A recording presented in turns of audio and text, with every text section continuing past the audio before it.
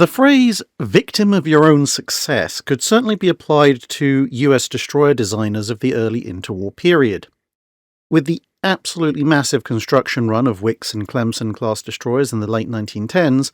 combined with the fact that these ships were considerably larger and more powerful than the majority of destroyers that were in service at the time, Congress simply refused to fund further destroyer programs, taking the view that there were so many four-stacker flush-deckers that the peacetime US Navy couldn't even afford to man all of those, let alone any new ships. And so, for more than a decade, the US destroyer force simply rotated the four-stackers in and out of reserve fleets as various foreign designs grew larger and more capable. What design studies were conducted usually looked at a larger flotilla leader type of destroyer, but very little came of those ideas other than a lot of paperwork.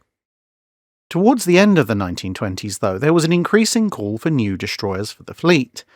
particularly since some nations, like the French and Japanese, were building very large and capable vessels which were clearly superior to the Clemson-type design. On top of this, there were new regulations in the London Naval Treaty regarding overall displacement and armament on destroyers, and a growing realization of the aerial threat. Thus, as the 1920s turned into the 1930s, some in the US Navy were calling for a split destroyer force, somewhat like the French torpilleur and contre-torpilleur pairing. In this case, they were calling for a slower, larger destroyer design armed primarily with 5-inch 51 caliber guns, which would defend the fleet, coupled with smaller, faster destroyers which would be primarily for torpedo attacks on the enemy fleet. Because of the air threat, there were also calls to replace the 5-inch 51 with the much lighter and dual-purpose 5-inch 25, with the significant loss of effective range being justified by the assertion that destroyer fire control systems of the time could barely handle solutions out to the maximum range of the 5-inch 25, let alone the 5-inch 51. However, with budgets still tight, there was some doubt as to if funding could be obtained for any meaningful numbers to be built if they wanted to adopt a two-tier destroyer system. And the invention of the 5-inch 38 caliber gun seemed to offer a good balance between the dual-purpose capabilities of the 25 caliber version and the punching power against surface targets of the 51 caliber version. Twin mounts, which featured in many 1920s designs and would reappear shortly thereafter in the Porter class, were dropped for the minute as it was thought that a twin mount on a destroyer would be far too heavy to work effectively against aircraft. By 1931, various armament options were being considered, including 3 triple torpedo tubes coupled with 4 single guns, 2 quadruple torpedo tubes and 5 single guns, 2 quadruple and 1 triple torpedo tubes, and 4 guns, 2 triple torpedo tubes and 5 guns in gun houses, as the other options were all for open-mounted guns, plus a slightly weird holdover from earlier designs which had either 1 or 2 triple torpedo tubes, a pair of twin 5-inch mounts aft and a pair of single 5-inch mounts forward, with both ends in superfiring arrangements. These options were quickly whittled down to a choice between the first two, and the second option emerged somewhat ahead following officer feedback. Compared to previous US destroyers, the new design had a substantially higher freeboard forward, with a pair of single 5-inch 38 guns superfiring forward, then a single 5-inch right aft of the aft funnel, then a pair of quadruple torpedo tubes, and then a pair of superfiring 5-inch guns at the stern.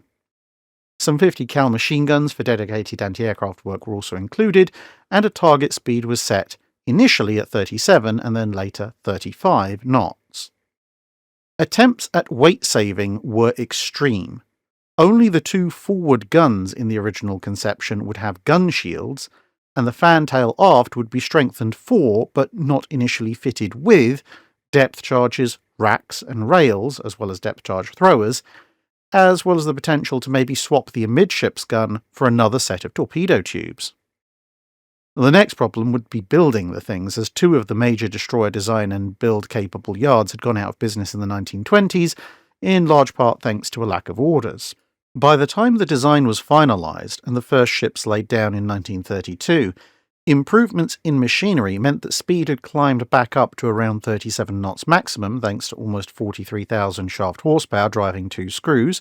Range had also been increased over the older destroyers, with better stability and seakeeping, and all that on a standard displacement that, at just under 1,400 tons, was actually well under the initial target of 1,500 tons, which at least allowed people to put gun shields on the remaining guns.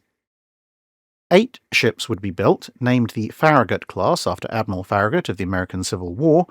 Laid down in 1932 and 33, the ships would be launched in 1934 and 35 and commissioned in those same years.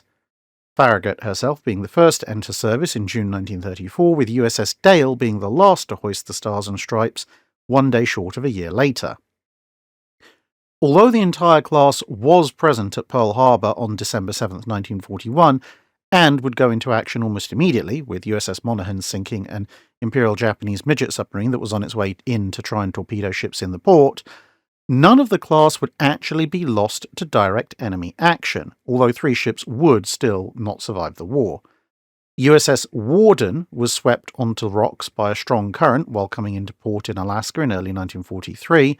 and the hull, as well as the Monaghan, would be lost at the end of 1944 to Typhoon Cobra, as a combination of near-empty fuel tanks and significant additional top weight in the form of radar and anti-aircraft guns on a relatively small hull led to them capsizing in high seas. The 5 surviving ships were quickly decommissioned at the end of World War II, being simply too small to be worth retaining when there were so many larger and more modern destroyers to hand. Having lasted just 10 years in active service, they would then be scrapped in the following couple of years, with Farragut herself being the last to go in summer 1947. That's it for this video. Thanks for watching. If you have a comment or suggestion for a ship to review, let us know in the comments below. Don't forget to comment on the pinned post for dry dock questions.